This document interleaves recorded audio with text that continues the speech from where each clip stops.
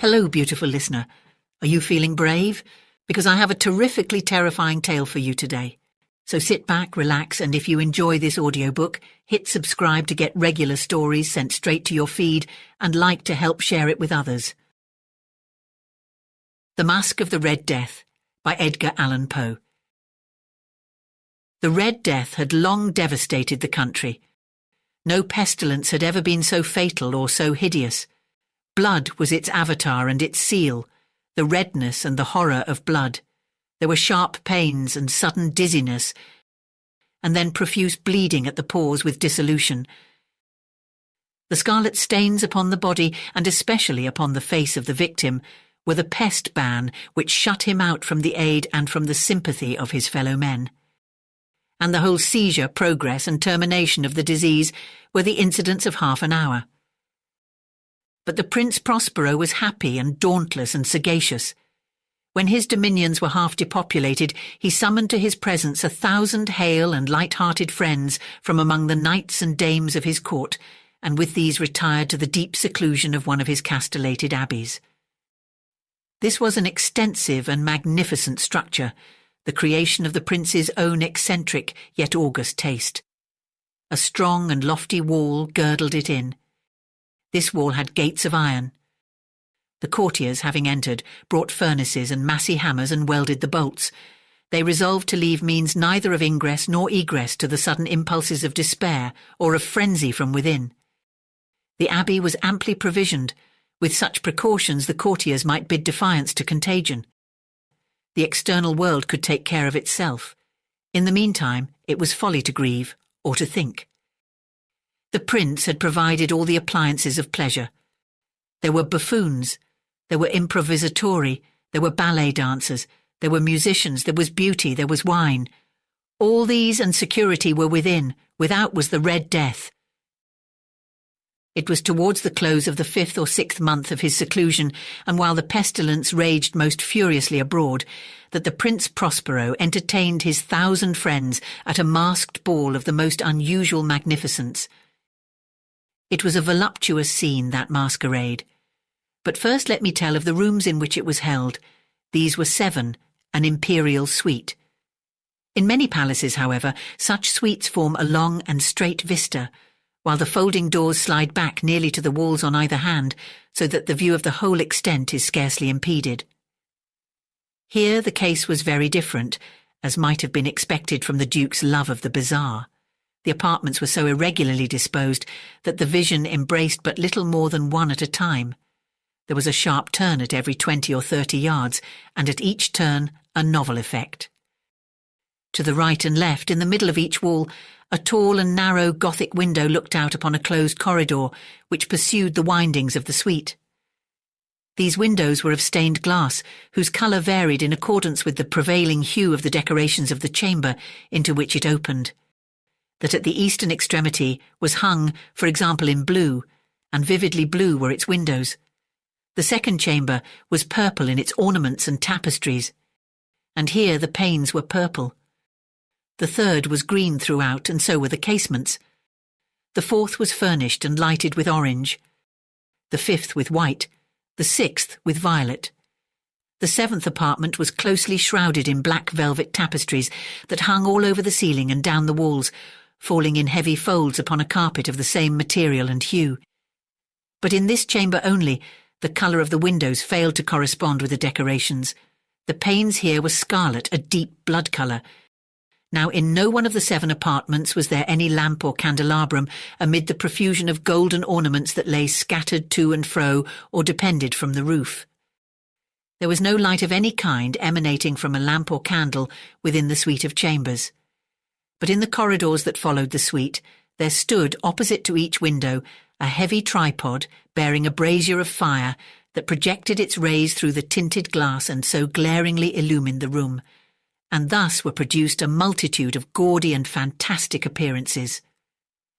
But in the western or black chamber, the effect of the firelight that streamed upon the dark hangings through the blood-tinted panes was ghastly in the extreme, and produced so wild a look upon the countenances of those who entered that there were few of the company bold enough to set foot within its precincts at all. It was in this apartment also that there stood against the western wall a gigantic clock of ebony. Its pendulum swung to and fro with a dull, heavy, monotonous clang. And when the minute hand made the circuit of the face, and the hour was to be stricken, there came from the brazen lungs of the clock a sound which was clear and loud and deep and exceedingly musical, but of so peculiar a note and emphasis that, at each lapse of an hour, the musicians of the orchestra were constrained to pause momentarily in their performance to hearken to the sound. And thus the waltzers perforce ceased their evolutions, and there was a brief disconcert of the whole gay company, and while the chimes of the clock yet rang, it was observed that the giddiest grew pale, and the more aged and sedate passed their hands over their brows as if in confused reverie or meditation. But when the echoes had fully ceased, a light laughter at once pervaded the assembly. The musicians looked at each other and smiled as if at their own nervousness and folly, and made whispering vows, each to the other, that the next chiming of the clock should produce in them no similar emotion. And then, after the lapse of 60 minutes, which embraced 3,600 seconds of the time that flies, there came yet another chiming of the clock, and then with the same disconcert and tremulousness and meditation as before. But in spite of these things, it was a gay and magnificent revel. The tastes of the Duke were peculiar. He had a fine eye for colours and effects. He disregarded the decor of mere fashion. His plans were bold and fiery, and his conceptions glowed with barbaric lustre. There are some who would have thought him mad. His followers felt that he was not. It was necessary to hear and see and touch him to be sure that he was not. He had directed, in great part, the movable embellishments of the 7 chambers upon occasion of this great fete, and it was his own guiding taste which had given character to the masqueraders. Be sure they were grotesque. There were much glare and glitter and piquancy and phantasm, much of what has been since seen in Hernani. There were arabesque figures with unsuited limbs and appointments. There were delirious fancies such as the madman fashions. There were much of the beautiful, much of the wanton, much of the bizarre, something of the terrible, and not a little of that which might have excited disgust.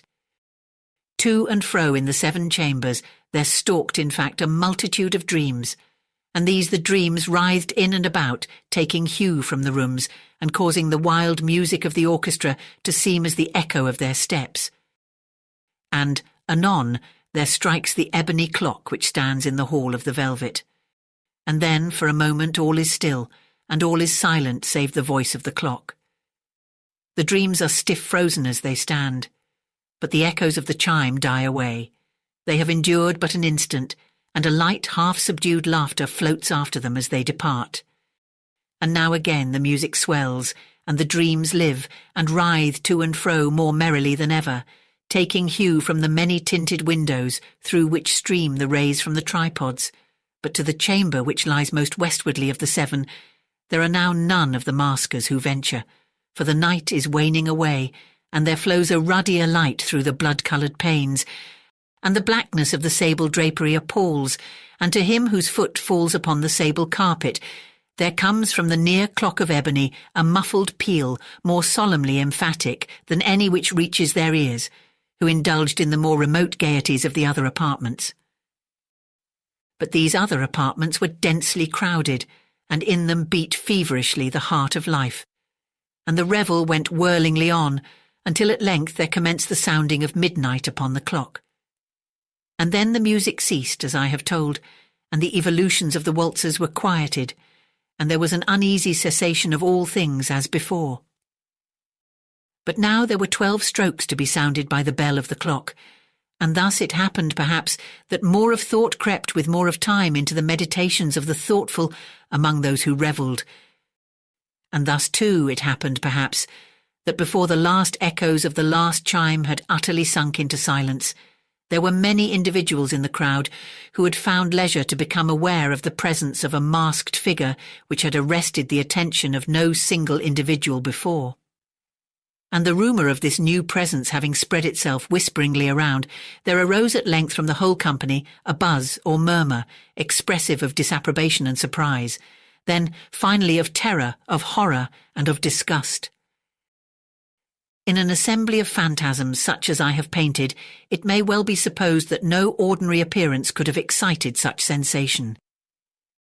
In truth, the masquerade license of the night was nearly unlimited, but the figure in question had out-Heroded Herod and gone beyond the bounds of even the prince's indefinite decorum. There are chords in the hearts of the most reckless which cannot be touched without emotion. Even with the utterly lost, to whom life and death are equally jests, there are matters of which no jest can be made. The whole company indeed seemed now deeply to feel that in the costume and bearing of the stranger neither wit nor propriety existed. The figure was tall and gaunt, and shrouded from head to foot in the habiliments of the grave. The mask which concealed the visage was made so nearly to resemble the countenance of a stiffened corpse that the closest scrutiny must have had difficulty in detecting the cheat, and yet all this might have been endured, if not approved, by the mad revellers around. But the mummer had gone so far as to assume the type of the Red Death. His vesture was dabbled in blood, and his broad brow, with all the features of the face, was besprinkled with the scarlet horror. When the eyes of the Prince Prospero fell upon this spectral image, which, with a slow and solemn movement, as if more fully to sustain its role, stalked to and fro among the waltzers, he was seen to be convulsed in the first moment with a strong shudder either of terror or distaste, but in the next his brow reddened with rage. "Who dares," he demanded hoarsely of the courtiers who stood near him, "who dares insult us with this blasphemous mockery? Seize him and unmask him, that we may know whom we have to hang at sunrise from the battlements." It was in the eastern or blue chamber in which stood the Prince Prospero as he uttered these words. They rang throughout the 7 rooms loudly and clearly, for the prince was a bold and robust man, and the music had become hushed at the waving of his hand. It was in the blue room where stood the prince, with a group of pale courtiers by his side. At first, as he spoke, there was a slight rushing movement of this group in the direction of the intruder, who at the moment was also near at hand, and now, with deliberate and stately step, made closer approach to the speaker. But from a certain nameless awe with which the mad assumptions of the mummer had inspired the whole party, there were found none who put forth hand to seize him, so that unimpeded he passed within a yard of the prince's person, and, while the vast assembly, as if with one impulse, shrank from the centres of the rooms to the walls, he made his way uninterruptedly, but with the same solemn and measured step which had distinguished him from the first, through the blue chamber to the purple, through the purple to the green, through the green to the orange, through this again to the white, and even thence to the violet, where a decided movement had been made to arrest him.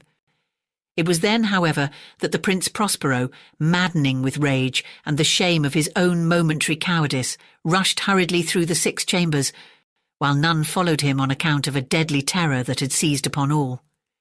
He bore aloft a drawn dagger, and had approached in rapid impetuosity to within 3 or 4 feet of the retreating figure, when the latter, having attained the extremity of the velvet apartment, turned suddenly and confronted his pursuer.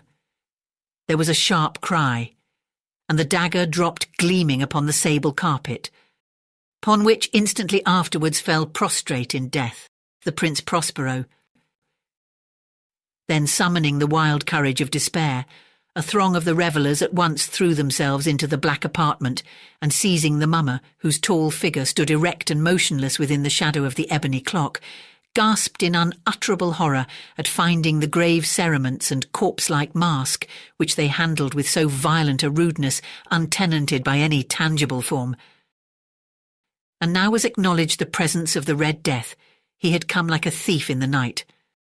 And one by one dropped the revellers in the blood-bedewed halls of their revel, and died each in the despairing posture of his fall. And the life of the ebony clock went out with that of the last of the gay, and the flames of the tripods expired, and darkness and decay and the Red Death held illimitable dominion over all. Thank you for listening. I hope you enjoyed this story, and if you did, please do hit that like button and check out my channel for more terrific tales.